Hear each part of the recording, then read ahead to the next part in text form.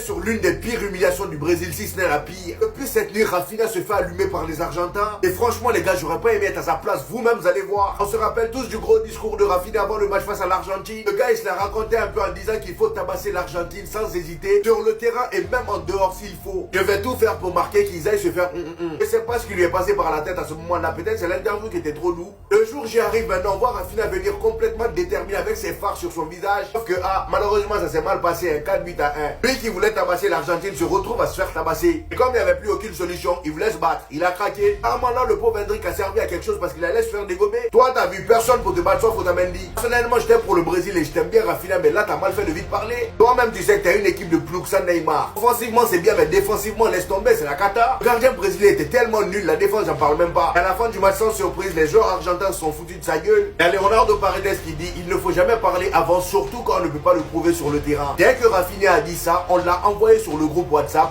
puis on a répondu sur le terrain. Et franchement, c'est ce qu'il fallait faire carrément. Il a même motivé les joueurs argentins. Et même Julian Alvarez le dit. Bien sûr, cette déclaration a rajouté du piment à ce match, mais avec toute humilité, on leur a donné une leçon. Et c'est réel.